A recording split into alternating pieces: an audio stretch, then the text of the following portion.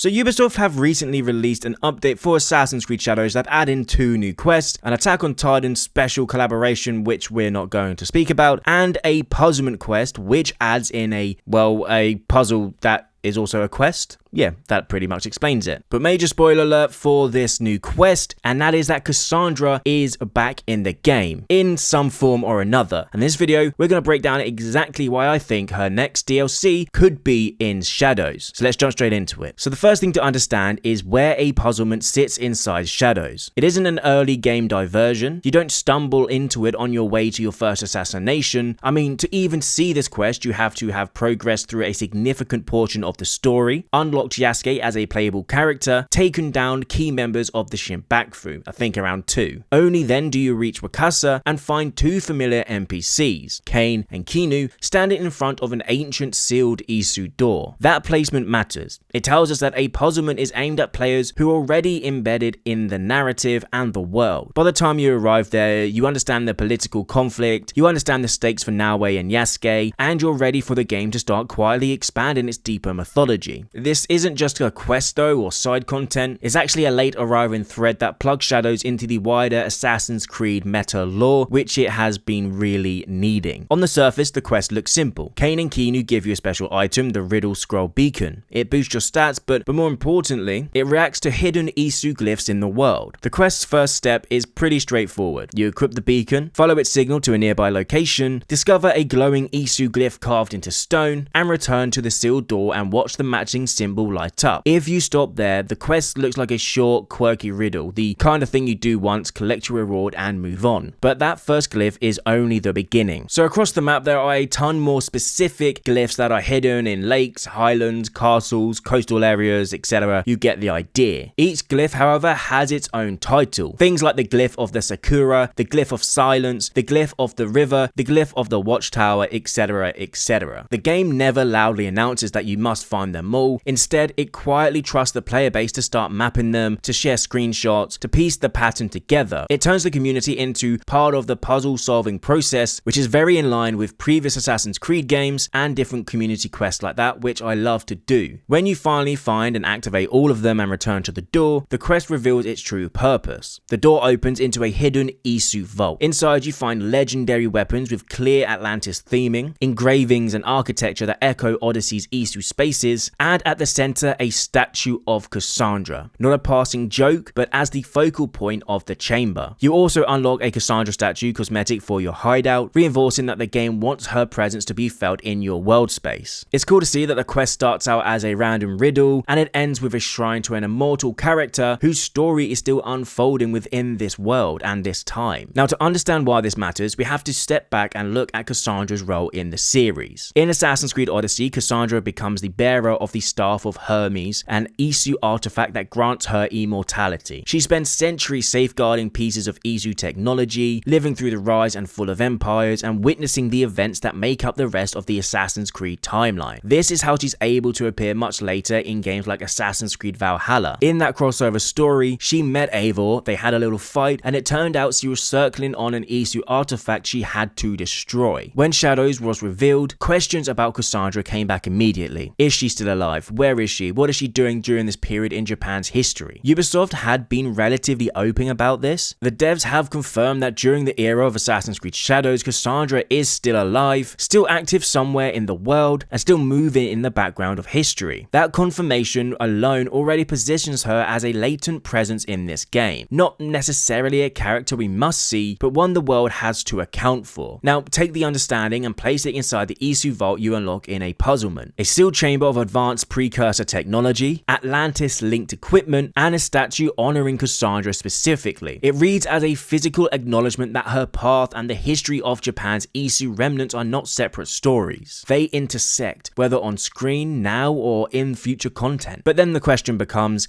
Is this just a detailed Easter egg, or is it narrative foreshadowing? There are a few reasons it feels like more than a nostalgic nod at the character. Number one is the amount of work versus the immediate payoff. 13 glyphs across the map, each with its own location, logic, and riddle, leading to a carefully constructed Isu vault with bespoke assets and rewards. For that level of effort, the game's immediate narrative payoff is surprisingly restrained. No new cutscene featuring Cassandra, there's a slight message from her when you leave the vault, but there's no explicit lore dump. Instead, we get symbolism and silence. In a series like Assassin's Creed, that usually means we're not finished using this space yet. The vault also feels less like, yes, we're closing this chapter on Assassin's Creed, and more like a stage that has been built in advance to push a future story forward. Then there's the pattern from Valhalla. In Valhalla, Cassandra's crossover appearance didn't emerge out of nowhere. The game gradually layered an Isu element and artifacts, and then post-launch brought her in through a dedicated crossover story arc. Shadows is somewhat now following a similar rhythm. A post-launch update, a mythologically charged puzzle quest, and a reward tied specifically to Cassandra's Atlantis arc. It doesn't necessarily guarantee a future quest, but it follows a pattern we've seen being used successfully. And then there's the developer framing. By stating openly that Cassandra is alive and active during this time, the developers have made her a legitimate narrative option, not just a relic of a past game. When you combine that with the presence of a Cassandra-centric Isu vault, the message is subtle but consistent, and that is that she still matters. Taken together, a puzzlement starts to look like a narrative anchor, a place in Shadows where Cassandra's influence is crystallized, ready to be revisited later. If we treat this vault as setup rather than conclusion, what might a future Cassandra story inside Shadows look like? One possibility is a post-launch crossover questline, similar in structure to Valhalla's crossover stories. The Isu vault we unlock now becomes the starting point for new anomalies or disturbances. Naoe and Yasuke are drawn back there by rumors of renewed activity or by a new glyph or artifact appearing. Inside the vault, it's changed, expanded, reconfigured, or partially reactivated. Cassandra could enter the narrative then in one several ways. As a direct presence, meeting Naoe and Yasuke in person,